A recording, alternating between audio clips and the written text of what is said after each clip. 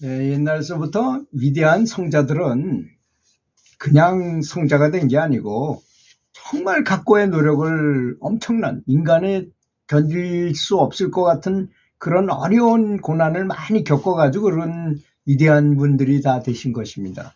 그렇지 않습니까? 세상에 보면 이 마라톤을 뛰다 보면요. 데드포인트. 그러니까 죽는 점이 생겨요. 왜냐하면 숨이 있는 사람이 헐떡헐떡 쉬어가지고 뛰는 게 아니고 뛰다 보니까 숨이 모자라가지고 숨을 헐떡헐떡 쉬어가지고 산소에 빚을 지게 돼요. 빚을 먼저 지고 빚을 갚으면서 뛰는 것입니다. 그런데 가장 힘들 때가 생길 거 아닙니까?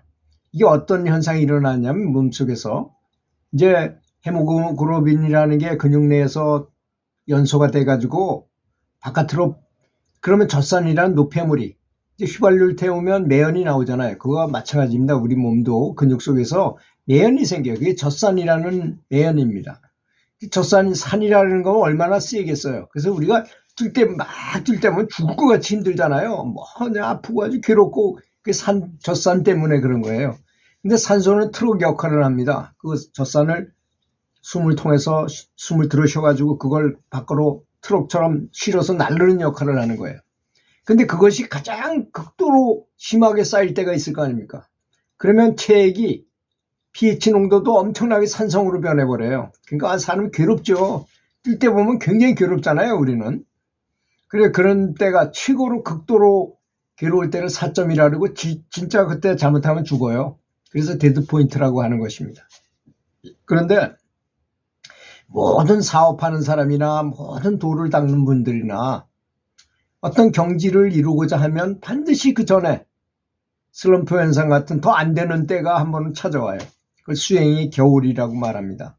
수행의 보약을 먹어야 될 때가 온다는 것이죠. 그러니까 그럴 때가 반드시 오게 그런 걸 몇 번씩 겪어서 깨달음이라는 그 살아있으면서도 죽음을 완전히 초월한 것 같은 느낌을 그런 완벽한 해방감을 맛볼 수 있게 된다고 그럽니다. 그래서 옛날부터 아주 훌륭한 영적 수행자들은 다 그런 고난을 겪고 큰 인내심을 가지고 그걸 겪어냈어요. 그래서 사람에게 어떤 사람은 평생 동안 보통 사람으로 살아갈 사람이었는데 그 사람한테 중병이 찾아왔어요. 죽을 병이라고. 병원에 가도 병명도 안 나오고 하여튼 당신은 집에 가 죽어라. 그게 죽으려니까 너무 억울해. 그 집에 가서 꼭 선사들이 목숨을 걸고 화두를 참고하듯이 나는 누구인가, 사람은 왜 사는가, 가장 행복한 순간이 무엇인가를 생각하다가 깨달음을 얻은 사람이 있어요. 왜? 죽을 것 같으니까 목숨을 걸고 했거든요. 여기서 말하는 이 내용이 굉장히 중요하다고 저는 생각해요. 우리는 죽을 것 같지는 않지만 그분의 얘기를 들어보고 나도 그렇게 생각하면 될 거 아닙니까? 그래서 독서를 많이 해라는 거는 소크라테스께서도 말씀하셨어요. 그렇게 독서는 다른 사람이 체험한 거를 내가 간접 체험할 수 있으니까 얼마나 좋은 것인지 모르겠다라고 말씀하셨어요. 그래서 저는 연불 감옥록을 매일같이 써서 올리기도 하고 사실 그게 다른 분도 좋지만 저 자신을 위해서 쓰는 겁니다. 연불하니까 어떤 감흥이 일어났다. 어떤 분은 중이염이 그렇게 심했는데 연불을 열심히 하는데 어느 날 귀에서 벌레가 막 나오는 꿈을 꾸고 아침에 딱 일어나 보니까 중이염이 싹 나아져 버린 경우가 있었어요. 업장 소멸되는 꿈이잖아요, 그것이. 업장이 소멸되면 병도 낫더라는 것이 아니겠습니까?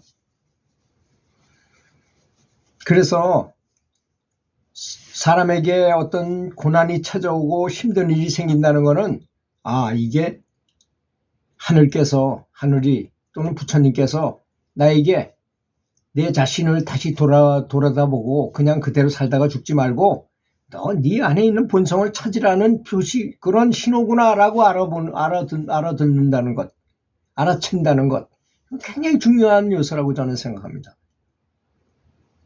그래서 오히려 감사해야 된다.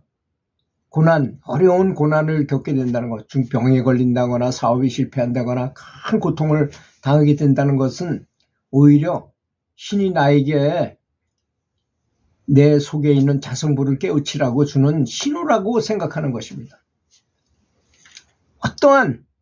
어떠한 불편한 상황이 있더라도 그걸 좋게 받아들여 가지고 그걸 뒤집어서 전화위복으로 만들어야 된다는 것입니다. 우리 말에 그런 말이 있잖아요. 위기는 곧 기회다. 위기가 닥쳐오면 반드시 거기서 배울 게 있다는 것입니다. 테니스 잘 치거나 탁구를 잘 친 사람들 보면 항상 졌을 때, 지금 시너라 세계 랭킹 1위인 테니스의 시너라는 선수가 그전에 세계 1위가 되면서 인터뷰를 했는데 그 사람이 그런 말을 했더라고요. 자기는 졌을 때, 패배했을 때 그 교훈을 절대 잊지 않고 그것만 생각하고 계속 더 자기 스스로를 다고쳤다는 것입니다. 지금 우리가 굉장히 곤란한 일에 당했다거나 또 어떤 분은 살다가 갑자기 어떤 사고를 당해서 뭐 눈이 안 보인다거나 또는 걷지를 못하게 된다거나 허리가 아파서 일어나지도 못하게 된다거나 이런 정말 사람으로서 내가 이런 일을 당해야만 되나?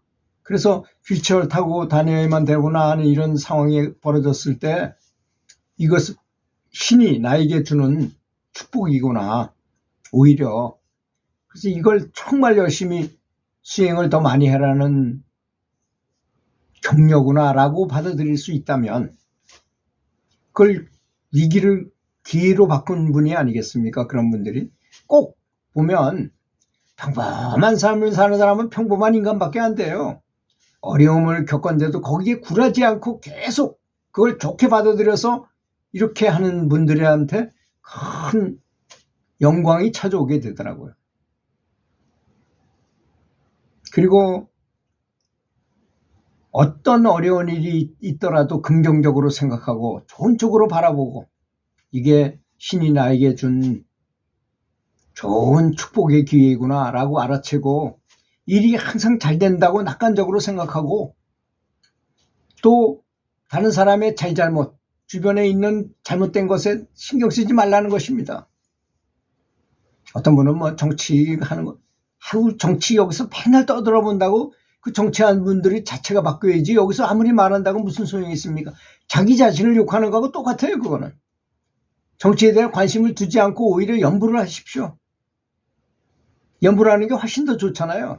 내가 영원히 맑아지고 공덕을 쌓고 정말 내가 죽을 때 해방을 얻을 수 있는데 사실 생각해 보세요. 죽어서 지옥을 가거나 축생으로 태어나거나 다시 사람으로 환생하거나 했을 때 그 괴로움을 한번 생각해 보세요. 근데 어떤 사람은 죽을 때 극락왕생을 해가지고 극락학교에 딱 들어가면 9학년까지 쫙 있는데 거기 들어가기만 하면 무조건 성불까지 보장이 되는 곳이에요. 특별한 대과가 없는 한 그대로 성불까지 가는 곳이니까 얼마나 좋습니까? 이게 하늘과 땅 차이라는 말이 있잖아요. 우리가. 그게 바로 하늘이고 한쪽은 하늘이고 하늘은 땅이라는 얘기입니다. 그렇게 많은 차이를 가져오게 된다는 것입니다. 연부를 그런 생각을 하고 하셔야지 그냥 노는 입에 연부를 한다고 그저 연부를 하면서 헛연부를 한다면 도움이 되지 않을 수도 있어요. 정말 연부는 오직 그것만 가장 중요하다고 생각하고 그것만 생각하고 하면 그래서 그런 말이 많이 있잖아요. 책을 워낙 글을 못 쓰는 머리가 나쁜 행자가 있었는데 그 사람이 너무나 공부를 못해. 그래서 너는 관세음보살이나 써라. 그래서 관세음보살을 쓰는데 관세음보살이 아니야. 그 시도 지금 엉망진창이야. 근데 그 사람이 시키는 대로 큰 스님이 시키면 시키는 대로 열심히 관세음보살을 쓰더라는 것입니다. 정말 누가 봐도 진짜 열심히 하는구나. 그래서 관세음보살이라고 이제 나는 다른 사람이 봐도 관세음보살이라고 글씨를 알아볼 정도까지는 썼어요. 그렇게 10년을 했답니다. 그러고서 이 사람이 탁 깨달았어요. 그 많은 대중들 중에 제일 똑똑한 사람이 되고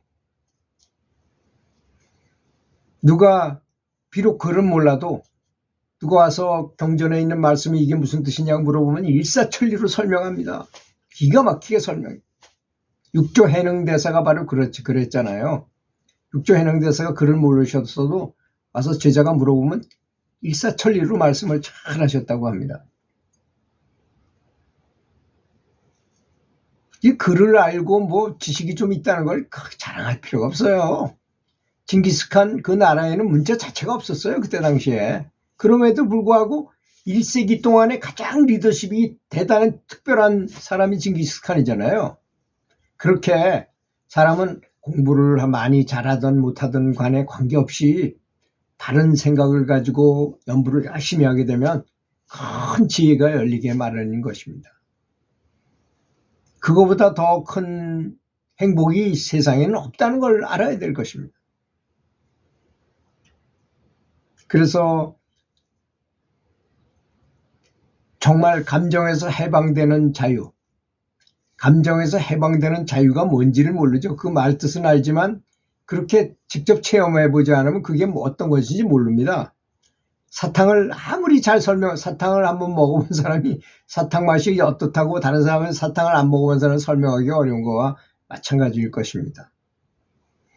그런 걸 깨달아서 해탈을 한다면 누군가 나를 유혹하지 못할 것이고 누구도 그러한 진리에 대한 대단한 행복을 파기할 수 없을 것입니다. 그렇잖아요. 왕이라 하더라도 왕보다 내가 훨씬 더 행복한 사람이 된다는 것입니다. 대통령보다 그 어느 누구보다 더 훌륭하고 행복하고 만족스러운 사람이 된다는 것입니다. 그것이 바로 연불의 가치인 것입니다. 들어주셔서 감사합니다.